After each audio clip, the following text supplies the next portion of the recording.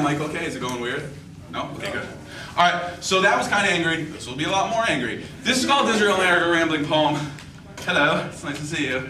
I'm friendly, I'm fragile, I'm a poet, so I like to be with the audience. The hip-hop performance, like, yeah, we're gonna come out and be cool. I'm not cool. So if you do want to see cool, this is a nice little segue, isn't it? Clap if you've heard of the hip-hop group Now, this is a group I love. This is a group that I've been fortunate enough to do a bunch of shows with, and I was supposed to do this semester, this school year. And unfortunately, their visas were rejected. And you now have the opportunity to see them in spring. Hannah, who is their tour manager, is organizing their awesome kick-ass spring tour. And I urge everybody,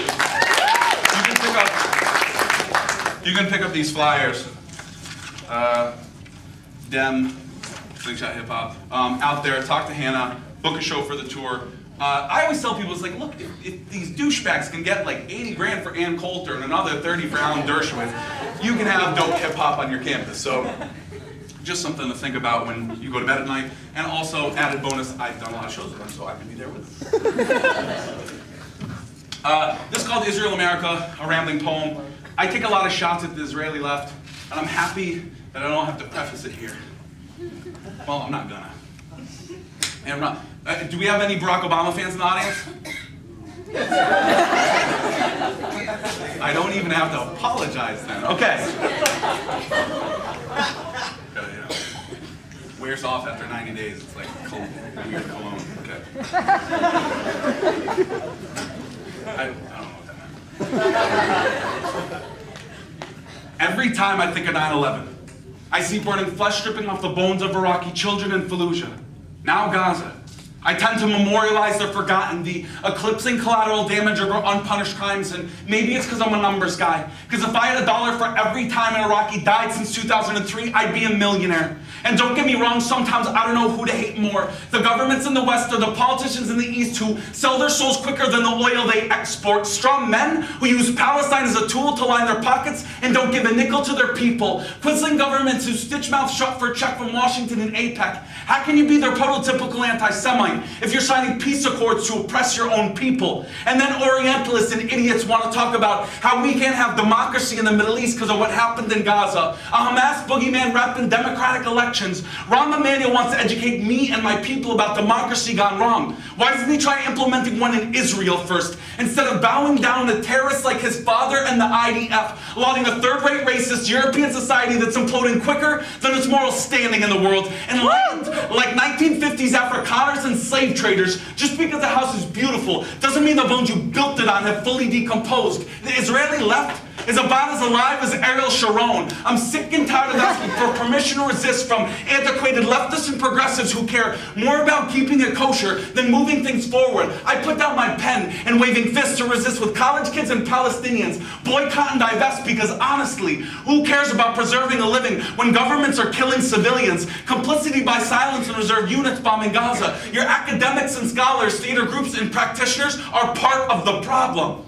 And if logic doesn't fit into your long-term plan of rejecting my right to return, I'm sorry. Maybe one day you'll return to reality where my people have babies quicker than Zionists can concoct Jordanian options. I'm not looking for your sympathy or your introspective confessions. Won't sit on my hands till they lose oxygen like the people of Balad and Rafah. Vote for Barack Obama and pretend that his 22 days of silence was golden, while emaciated children starved to death surrounded by their parents' corpses. This can't be America the Beautiful. A criminal with a few positive attributes doesn't alleviate genocide. Bombing Afghanistan, Pakistan, and Iraq, it doesn't make you historic. It makes you as blind and bloodthirsty as the white men that came before you. Apathetic hipsters now excited about a president who broke history but not poverty, occupation, or corporate interests. I'd rather proudly walk through the graveyards of peace accords and failed dialogue sessions than keep seeing my people just as occupied or third-class citizens. We're the gavel that'll slam down like a verdict. I'm not waiting for Israel, America, the Supreme Court to approve it. We'll boycott Lev Leviav, Caterpillar, and your apartheid companies.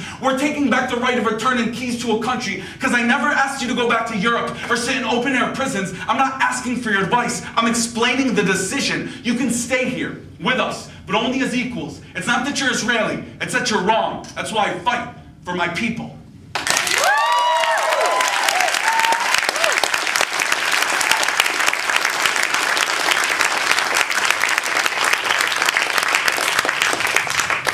Is anybody else sweating? Yeah. Oh my goodness. Okay. The anger heats me up. Okay. Dumb jokes. I'm going to do a poem. Did I do a poem for Gaza? Like I said, 90 minutes is no. So we'll stick to like another like 5 or 6 poems and not kill anybody. And another thing, after this, you can't leave. Oh, you're just switching chairs. I like to make fun of people that leave, but I don't really mean it. I'm just kidding. It's your loss. No. If you have a chance, really, after this event, if you can go see the art installation, there is a mock wall. It is beautiful. They've been working on it since 7 this morning, and it will be up till tomorrow. But I want to thank the organizers, the Hampshire College. I've been lucky enough.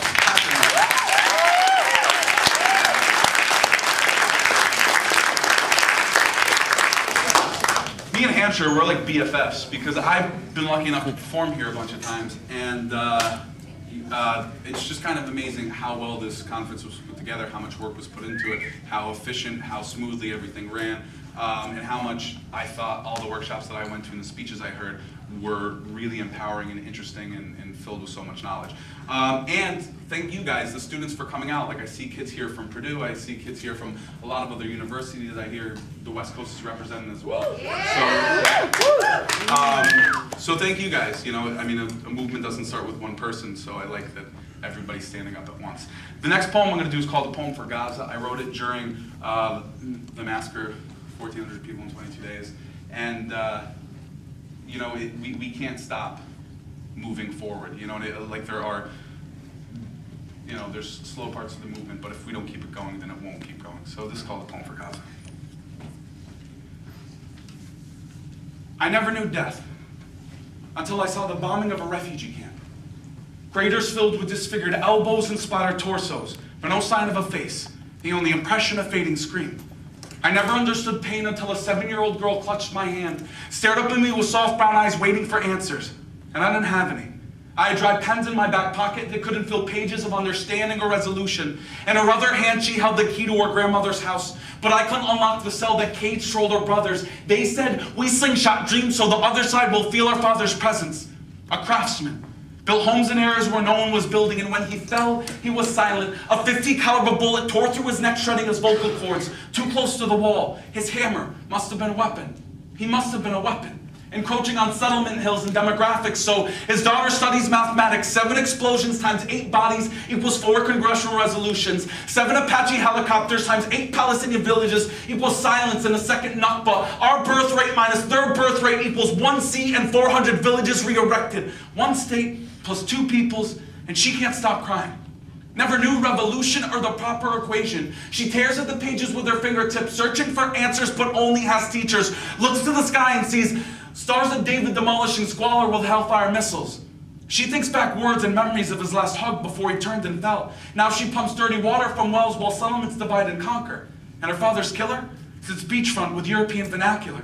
She thinks back words while they think back words of obscene notions and indigenous confusion. This is our land, she said. She's 7 years old, this is our land, she said. And she doesn't need history books or a schoolroom teacher. She has these walls, this sky, her refugee camp. She doesn't know the proper equation, but she sees my dry pens, no longer waiting for my answers, just holding her grandmother's key, searching for ink.